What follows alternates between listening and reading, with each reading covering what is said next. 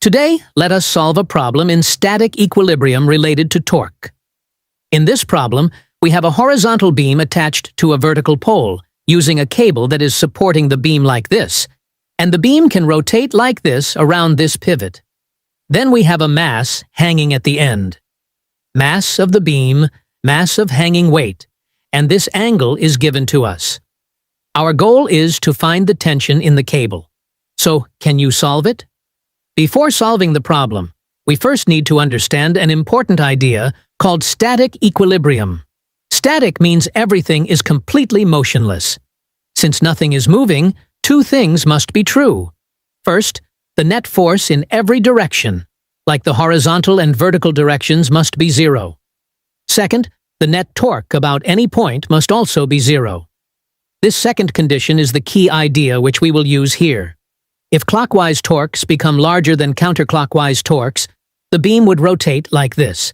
Since the beam is not rotating, both sides must perfectly balance each other.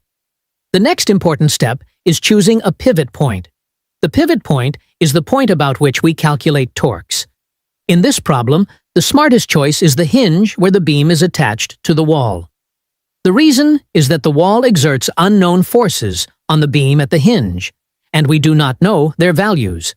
But any force passing directly through the pivot point produces zero torque at the pivot because its perpendicular distance from the pivot is zero.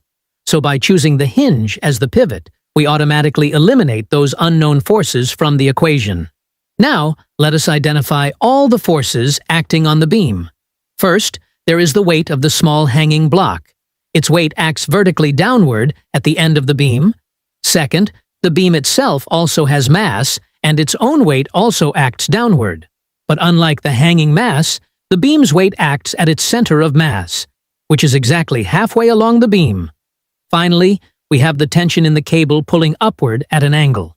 This tension prevents the beam from collapsing downward. Now, we need to think about the direction of rotation caused by each force. The hanging block pulls downward at the far end, which would rotate the beam clockwise. The weight of the beam itself also pulls downward and would again rotate the beam clockwise.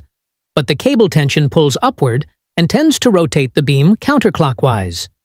Since the beam is perfectly balanced, the clockwise torques and counterclockwise torques must cancel each other exactly. Now, let the length of the beam be L. The hanging mass acts at the very end of the beam, so its perpendicular distance from the pivot is simply L. Therefore, the torque due to the hanging block becomes small m multiplied by g multiplied by L. Next comes the beam's own weight. Since the beam's center of mass lies halfway along the beam, its perpendicular distance becomes L divided by 2.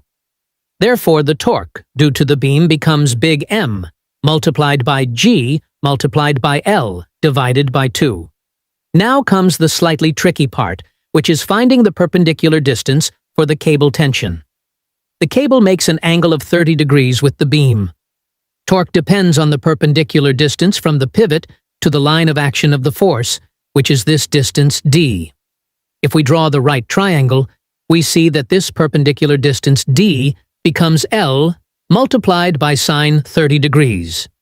Since sine 30 degrees equals 1 by 2, the perpendicular distance for the tension force becomes L divided by 2. Let this tension force be T. So torque due to T becomes T times L over 2 in counterclockwise direction.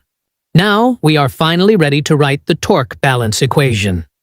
Let clockwise torques be positive and counterclockwise torques be negative. Then the torque due to the hanging block plus the torque due to the beam minus the torque due to tension must equal 0. So we get small mgl plus big mgl divided by 2 minus tension T multiplied by L divided by 2 equals 0. Notice something beautiful now. Every term contains the factor L. Since the entire equation equals 0, the beam length cancels from all terms completely. This means the final tension does not actually depend on the beam length at all. After cancellation, we move the tension term to the other side. We get this. Take 2 here, and we get T equals 2 times small mg plus big mg, or g, times 2 small m plus big M. Now substitute the values. We take G as 9.8 meters per second squared. So the tension becomes this. Therefore, the final tension in the cable becomes 2,940 newtons. And folks, that is the answer to the problem.